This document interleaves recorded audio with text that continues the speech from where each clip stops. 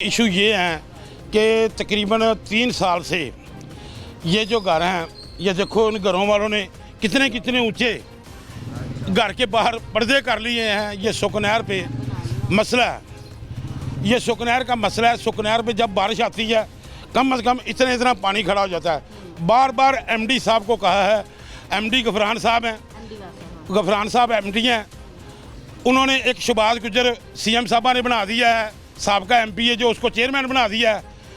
वो इस अवाम को रिलीफ दे के राज़ी नहीं, वो ठेकेदारों के साथ मिल मिलाकर सारा जो फंड मिला हुआ ना, सीएम साहबा ने जो फंड दिया वो सारा गबन कर गए हैं, किसी जगह पे नहीं लगाया। इन गरीब लोगों का क्या कसूर है?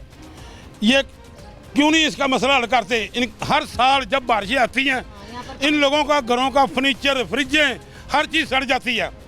ऊपर से ये मजदूर लोग हैं, अगर कोई अच्छे लोग हों तो कोई बात नहीं, ये मजदूर लोग हैं, ये पूरा साल लगाते हैं घर का सामान बनाने में और बारिशों में आके इनका सामान रुड़ जाता है।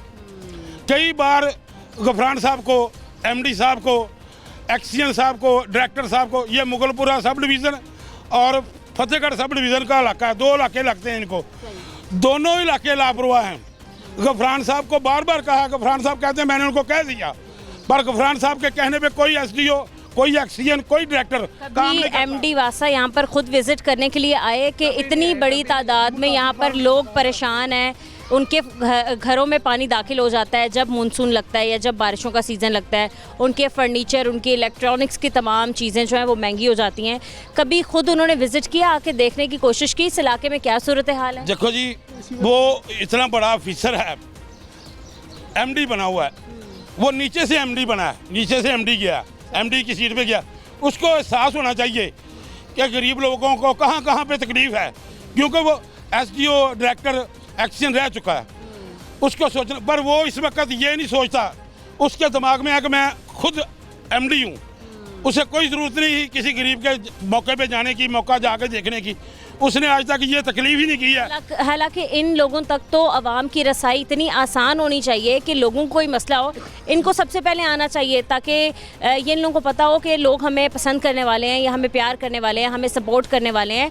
हम इनकी खिदमत करेंगे, इनके मसाइल का हल निकालेंगे, तभी ये लोग हमें सपोर्ट करेंगे। मैं बेटा सीएम साहबा से एक सवाल करने लगा हूँ। सीएम साहबा कहती हैं कि मैं इंटरव्यू लेकर ऑफिसर लगाती हूँ। सीएम साहबा से मेरी गुजारिश है, क्या आपने इस एमडी साहब का इंटरव्यू लिया था लगाने से पहले? क्या ये अवाम को रिलीफ दे सकेगा?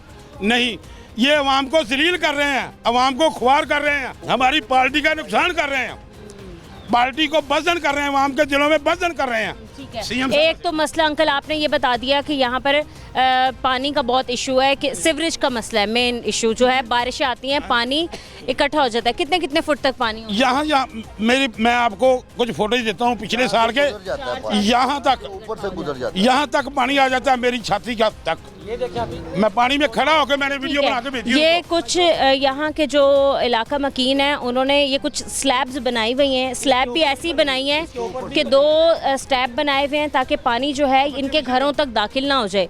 लेकिन जब बारिशें लगती हैं, मानसून का सीज़न आता है, इस कदर पानी यहाँ पर इकट्ठा हो जाता है, बारिश का पानी अलग और सीवरेज का पानी अलग मिक्स होकर इनके घरों में गंदा पानी दाखिल हो जाता है, जिससे अहले मोहल्ला जो है वो बहुत ज़्यादा परेशान है।